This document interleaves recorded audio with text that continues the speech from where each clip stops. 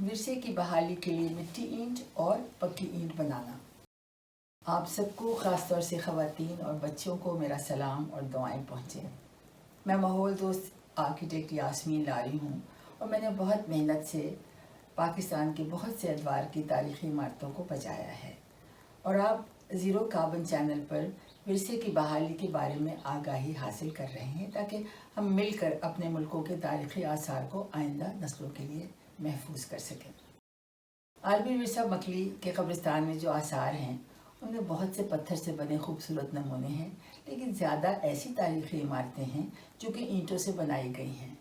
ہم نے یہ دیکھا ہے کہ سندھ میں ہمیں زیادہ تر تاریخی عمارتوں میں اینٹوں سے بنائی ہوئی آثار نظر آتے ہیں، اور اس کی بہترین علامات 5000 سال پرانے موہنجو-داڑو میں آج بھی موجود ہیں۔ گو کہ سندھ میں پتھر بھی کہیں کہیں پایا جاتا ہے، لیکن تقریباً ہر جگہ چکنی مٹی کی بہتات ہے۔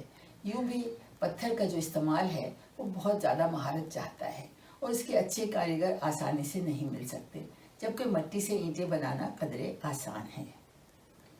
پتھر سے بنی عمارتوں کے برعکس اینٹ کی عمارتیں زیادہ توڑ پھوڑ کا شکار ہوتی ہیں۔ ان پر موسم کا اثر بہت زیادہ ہوتا ہے، خاص طور پہ اگر اس پر سے پلاسٹر یا کاشی کی تہ اتر جائے، یا اس کے بیچ کے درزوں میں سے مسالہ نکل جائے اور چنائی میں خلا پیدا ہو جائے۔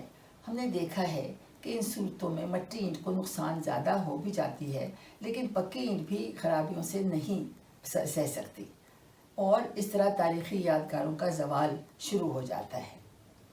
یوں تو اور بھی وجوہات ہیں جس سے تاریخی ورثے کو نقصان پہنچتا ہے، لیکن اگر مٹی اینٹ پر پلاسٹر یا کاشی کی مرمت وقت پر کر دی جائے اور پکی اینٹ کی درزیں فوری طور پر بھر دی جائیں، اور اگر دیوار کی چنائی میں خلا کو پورا کر دیا جائے، تو ہم تاریخی عمارتوں کو بڑی حد تک آئندہ نسلوں کے لیے بچا سکتے ہیں۔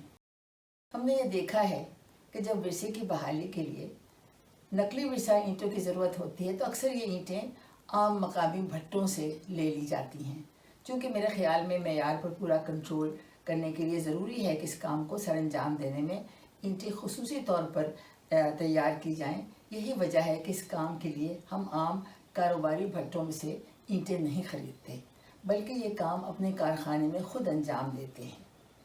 اس طرح مٹی کی تیاری سے لے کر اینٹ بنانے اور اس کو پکانے تک کا کام ہم اپنی ذمہ داری پر خود کرتے ہیں۔ حالانکہ اس پورے عمل میں زیادہ وقت لگتا ہے اور اس میں محنت بھی بہت زیادہ چاہیے، لیکن اس کا نتیجہ بہت خوش آئند ہوتا ہے، اور اس طرح ہماری اینٹ ہر طرح سے بہترین ملاپ والی بنتی ہے جو ہمارے تاریخی ورثے کی اینٹ سے مطابقت رکھتی ہو۔ میری خواہش ہے کہ ورثے کی بحالی کے کام کا معیار بلند کیا جائے اور ایسے طریقوں کے بارے میں آگاہی پیدا کی جائے جس سے ورثے کو سنبھالنے میں بہتری ہو سکے۔ اس لیے ہم نے خاص طور پر اس ویڈیو کو تیار کیا ہے تاکہ جو کوئی اس کام کو کرنا چاہے وہ اس ٹیوٹوریل سے فائدہ اٹھا سکے۔ مجھے بہت امید ہے کہ آپ ہیریٹیج فاؤنڈیشن کی ویڈیو دیکھ کر ہمارے وضع کیے ہوئے اہم طریقوں کی پیروی کریں گے تاکہ تاریخی ورثہ آئندہ نسلوں کے لیے محفوظ رہے۔ آئیے نقلی ورثہ اینٹ بنانا سیکھتے ہیں۔ اوزار اور چیزیں۔ اینٹ کو بنانے کے لیے ہمیں یہ چیزیں چاہیے: بالٹی، تغاری، نائلون کا برش، تاریخ کا ٹھپا، اسپنج، ناپنے کے لیے اسٹیل کا فٹا اور لکڑی کا فرما۔ نقل ورثہ اینٹ بنانے کی تیاری۔ جب بھی ہمیں تاریخی اینٹ کی نقل بنانی ہو تو یہ ضروری ہوگا کہ ایک تاریخی اینٹ نمونے کے طور پر اس ورثے کے پاس سے حاصل کر لی جائے جہاں یہ اینٹیں ہمیں لگانی ہوں گی۔ آپ دیکھ رہے ہیں کہ یہ 17ویں صدی کا خوبصورت تاریخی مقبرہ مکلی عالمی ورثہ میں موجود ہے، جس کی بحالی کا کام ہیریٹیج فاؤنڈیشن کے حوالے کیا گیا ہے، اور ہم نے اسی کھنڈر میں سے ایک تاریخی اینٹ کو ڈھونڈ کر نکالا ہے۔ اس کو اس لیے ڈھونڈا ہے تاکہ یہ ایک نمونے کے کام آئے۔ اس سے ہمیں اصل اینٹ کی بناوٹ، اس کا رنگ اور ہیئت کا پتہ چلے گا، اور ہم نقل بنانے کے لیے اس اینٹ کا سہارا لیں گے تاکہ جہاں اصلی اینٹیں، تاریخی اینٹیں بالکل ناکارہ ہو گئیں، صرف ان جگہوں پر ہمیں نقل ورثہ اینٹیں لگانی ہوں گی، اور یہ تعین کرنا ہوگا کہ دونوں اینٹوں کے رنگ میں تھوڑا سا فرق ہے تاکہ اصل اور نقل کا اندازہ ہو سکے۔ اکثر ایسا ہوتا ہے کہ جہاں فرق کرنا مشکل ہو جاتا ہے وہاں فرق بتانے کے لیے ہم شیشے کے گولے چنائی کی ربڑی میں لگا دیتے ہیں، اور کبھی کبھی چوڑیوں کی کرچیاں بھی ربڑی میں ملا دی جاتی ہیں تاکہ ربڑی کے رنگ کے فرق سے دیکھنے والوں کو نقل ورثہ اینٹ کا پتہ چل جائے۔ آپ دیکھیے کہ جو تاریخی اینٹ پائی گئی ہے اس کو پہلے ایک نائلون کے نرم برش سے اچھی طرح صاف کر لیا گیا ہے، اور برسوں کی جمع ہوئی مٹی اور گرد کی تہیں احتیاط سے ہٹا دی گئی ہیں۔ نقل ورثہ اینٹ بنانے کے لیے خاص طور پر تیار کی ہوئی ورثہ مٹی استعمال کی جاتی ہے۔ اس کے لیے اکثر ہم پہلے تجربہ کر کے دیکھتے ہیں کہ ہماری نقل ورثہ اینٹ کا رنگ اور ساخت اصل ورثہ اینٹ سے مطابقت رکھے گی یا نہیں۔ اگر ایسا نہ ہوا تو ہمیں اور کہیں سے مٹی لا کر اس کا تجربہ کرنا پڑے گا۔ جب دونوں کی مطابقت کا تعین ہو جائے تب ہم نقل ورثہ اینٹوں کو بنانے کا کام شروع کر سکتے ہیں۔ اب دیکھیے کہ جو تاریخی اینٹ پائی گئی ہے وہ ہی اب پیمانے کے طور پر استعمال ہوگی تاکہ ہم نقل ورثہ اینٹیں بنا سکیں۔ اسی سائز کے مطابق اب لکڑی کا ایک فرما تیار کیا جا رہا ہے۔ اس کو آپ خود بھی بنا سکتے ہیں، لیکن بہتر ہوگا کہ یہ کسی اچھے ترخان یا کاریگر سے بنوائیں تاکہ وہ بالکل صحیح اور گنیے میں بنایا جائے۔ یہ اس لیے ضروری ہے تاکہ ہماری نقلی ورثہ اینٹ بالکل صحیح پیمائش کی اس میں سے نکلے۔ جب یہ فرما تیار ہو گیا تو اس کو صاف پانی کی بالٹی میں بھگو دیا جا رہا ہے۔ یہ اس لیے ہے تاکہ جب اس میں ورثہ مٹی ڈالی جائے تو اس کا پانی فرمے کی لکڑی میں جذب ہونے کا امکان نہ ہو، جس سے نئی نقل اینٹ کے جلدی خشک ہونے کا اور کریک ہو جانے کا احتمال ہوتا ہے۔ بھگونے کے عمل کے بعد لکڑی کے فرمے کے اندر کے حصے پر خاکہ یا ریت چھڑکی جا رہی ہے۔ یہ اس لیے ہے تاکہ اینٹ اس فرمے میں سے آسانی سے نکل سکے اور اس کے کونے اور دھاریں ٹوٹنے سے بچی رہیں۔ آپ نے دیکھا کہ ایک صاف اور برابر سطح کے فرش کا انتخاب کر لیا گیا ہے جس پر اینٹیں بنا کر سوکھنے کے لیے رکھی جائیں گی۔ جہاں فرمے سے اینٹ نکالی جائے گی اس جگہ پر بھی ریت چھڑک دی گئی ہے۔ یہ اس لیے کیا جاتا ہے تاکہ گیلی اینٹ فرش پر چپک نہ جائے۔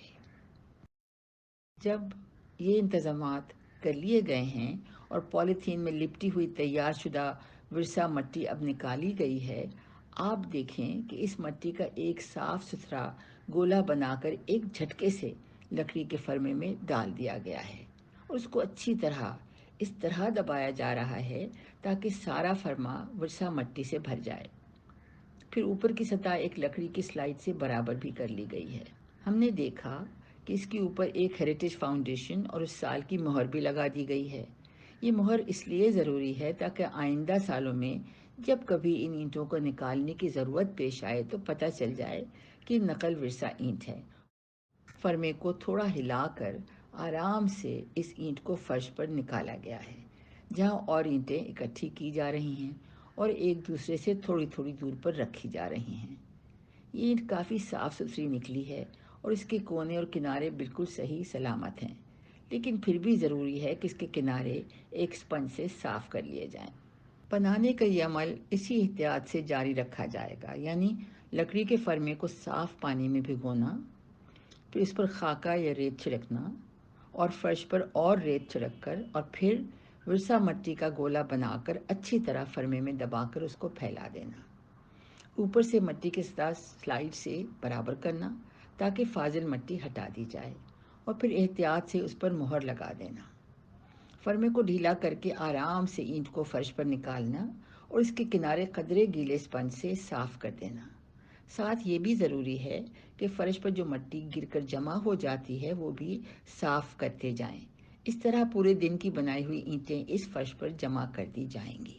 ہم دیکھ رہے ہیں کہ 24 گھنٹے کے بعد یہ اینٹیں اٹھا کر ایک انبار یا سٹیک کی صورت میں دھوپ میں سکھانے کے لیے رکھ دی گئی ہیں۔ جب 7 دن گزر جائیں اور یہ اینٹیں بالکل سوکھ جائیں تو اب ان کو صاف کرنے کا وقت آ گیا ہے۔ آپ دیکھ رہے ہیں کہ ایک ریگمال سے سب سطحوں کو اچھی طرح رگڑ کر صاف کیا جا رہا ہے۔ پھر مٹی کے ذرے ختم کرنے کے لیے اس کی سب سطحیں اسپنج سے بھی صاف کی جا رہی ہیں، اور پھر نائلون کے برشوں سے ایک بار اور سارے کنارے اور سطحیں صاف کر دی گئی ہیں۔ یہ اس لیے ضروری ہے تاکہ جو نقل اینٹ ورثے کی بحالی کے لیے استعمال ہو وہ ہر طرح سے صاف ستھری ہو۔ اب دیکھیے کہ یہ بالکل صاف ستھری نقل اینٹیں بھٹی میں پکانے کے لیے تیار ہیں۔ بھٹی میں پکانے کا عمل۔ بھٹی پرانے انداز کی روایتی بھٹی کی طرح مٹی کی بنائی گئی ہے۔ اس میں پرانے طریقوں کی طرح اینٹیں پکائی جاتی ہیں تاکہ جو اینٹیں اس میں پکائی گئی ہوں وہ اصل اینٹ کے ساتھ مطابقت رکھتی ہوں۔ جو پکی ہوئی نقل اینٹ آپ دیکھ رہے ہیں وہ اس خاص طریقے سے ہماری روایتی بھٹی میں پکائی گئی ہیں۔ نقل اینٹ ورثے کی عمارت میں لگانے کا عمل۔ اب جب کہ ہماری نقل اینٹیں تیار ہو گئی ہیں، ہمارا ورثے کی بحالی کا کام شروع ہو سکتا ہے۔ یہ نقل اینٹیں اس جگہ پر لگائی جائیں گی جہاں اصل ورثے کی اینٹیں جو ہیں وہ نکل چکی ہوں یا اس حد تک خراب ہو چکی ہوں کہ اس ورثے عمارت کو اس خلا کو نہ بھرنے سے اور خرابی کا خدشہ ہو سکتا ہے۔ اس صورت میں یہ مناسب سمجھا جاتا ہے کہ ایسی خالی جگہوں کو ملتی جلتی اسی طرح کی نقل اینٹوں سے پورا کر دیا جائے۔ اب دیکھیے کہ نقل اینٹ لگانے سے پہلے اس کے لیے مسالہ یا ربڑی تیار کی جا رہی ہے۔ اس میں 3 حصہ خاص ریت جو ذرا لال سے رنگ کی ہے اور 1 حصہ تیار شدہ بھیگا چونا ملایا جا رہا ہے، اور اس میں اندازے کے مطابق پانی ڈال کر اچھی طرح ملایا جا رہا ہے، اور جب سب کچھ اچھی طرح مل گیا ہے تو اب یہ ربڑی یا مسالہ استعمال کے لیے تیار ہے۔ آئیے اب وہاں چلتے ہیں جہاں ہمیں نقل اینٹ لگانی ہے۔ اس جگہ کی پہلے تیاری کر لینی ہوگی تاکہ نقل ورثہ اینٹ صحیح طریقے سے خالی جگہ پر لگائی جا سکے۔ ہم دیکھ رہے ہیں کہ اس دیوار میں ایک اینٹ نکل کر غائب ہو چکی ہے، اس لیے یہ خلا نقل اینٹ سے پر کرنے کی ضرورت ہے۔ سب سے پہلے اس خلا کو ایک نائلون کے نرم برش سے صاف کیا جا رہا ہے تاکہ صدیوں سے جو یہ مٹی جمع ہوتی رہی ہے اس کو ہٹا دیا جائے۔ یہ احتیاط سے صفائی اس لیے ضروری ہے تاکہ مٹی کا کوئی بھی ذرہ یہاں نہ رہ جائے، کیونکہ پھر مسالہ یا ربڑی کی صحیح طریقے سے پکڑ نہ ہو سکے گی۔ جب یہ خلا صاف کر لیا گیا ہے تو اس پر پانی کا چھڑکاؤ کیا جاتا ہے تاکہ جس علاقے یا جگہ پر نقل اینٹ لگائی جائے گی وہ گیلا ہو جائے۔ یہ اس لیے ضروری ہے تاکہ جب اس پر مسالہ یا ربڑی لگائی جائے تو اس کا پانی اس پرانی دیوار میں جذب نہ ہونے پائے، جس وجہ سے اینٹ کی صحیح پکڑ نہ ہو سکے گی۔ آپ دیکھ رہے ہیں کہ پرانی سطح کافی ناہموار اور کھردری ہے، جو ہمارے نئے مسالے یا ربڑی لگانے کے لیے مناسب ہے۔ اب تیار شدہ مسالے یا ربڑی کو وہاں موجود اصلی اینٹ کے کناروں پر اور جو جگہ خالی ہے وہاں لگایا جا رہا ہے۔ اس خالی جگہ میں نقل ورثہ اینٹ لگا دی گئی ہے اور اس طرح خلا کو بھر دیا گیا ہے۔ یہ مسالہ اوپر بھی لگایا گیا ہے جس سے اینٹ کی پکڑ میں مضبوطی آئے گی، اور ساتھ ساتھ یہ عمل باقی اصل اینٹوں کے لگانے کے انداز سے مطابقت رکھتا ہے۔ اب ایک چھوٹی کرنڈی سے مسالے یا ربڑی کے کنارے برابر کر دیے گئے ہیں تاکہ پرانی لگی ہوئی اصلی اینٹوں کے طریقے سے میچ کر دیا جائے۔ اب یہ دیکھا گیا کہ ہمارے مسالے یا ربڑی اور پرانے مسالے میں رنگ کا تھوڑا فرق ہے۔ اس رنگ کو ملانے کے لیے آپ دیکھیں گے کہ تھوڑا سا مسالہ اور بنایا گیا ہے، جس میں 3 حصہ خاکہ یا ریت، 1 حصہ پکی اینٹ کا چورا اور 1 حصہ بھیگا چونا ہے۔ یہ بالکل صاف پانی کے ساتھ ملا دیا گیا ہے، اور جب یہ اچھی طرح ملا لیا گیا تو فنش کے واسطے اس نئے مسالے کے استعمال سے بیچ کے جوائنٹ کو بھرا جائے گا۔ اب ایک مرتبہ پھر جو جوائنٹ یا درزیں بھری جا چکی ہیں ان پر اور نئی نقل اینٹ پر پانی کا چھڑکاؤ کیا جا رہا ہے، اور اس نئے مسالے کی ایک تہہ ان درزوں یا جوائنٹ پر لگائی جا رہی ہے، اور پھر جو مسالہ اینٹ پر لگ گیا ہے اس کو فوری طور پر ایک گیلے سے اسپنج سے صاف بھی کر دیا گیا ہے۔ گو کہ ابھی نئی نقل اینٹ اور پرانی اصل اینٹ میں رنگ کا تھوڑا فرق ہے، لیکن جب یہ اینٹ بالکل سوکھ جائے گی تو دونوں کے رنگ میں فرق کم نظر آئے گا، لیکن فرق پھر بھی تھوڑا بہت رہے گا۔ اس ویڈیو میں ہم نے آپ کو صرف ایک اینٹ لگا کر دکھائی ہے، جس کا مقصد آپ کو ورثے کی بحالی میں نقلی ورثہ اینٹ کو بنانے اور لگانے کے بارے میں آگاہ کرنا تھا۔ بالکل یہی طریقہ ہے جو کہ آپ اینٹ کے کام میں ہر طرح کا خلا پورا کرنے کے لیے استعمال کر سکتے ہیں، تاکہ ہم اپنی قدیم تاریخی عمارات کو تحفظ دے سکیں اور ان کی زندگی کو بہت زیادہ بڑھا سکیں، اور ہماری آئندہ نسلیں ہمارے قدیم ورثے سے مسلسل آگاہی حاصل کرتی رہیں۔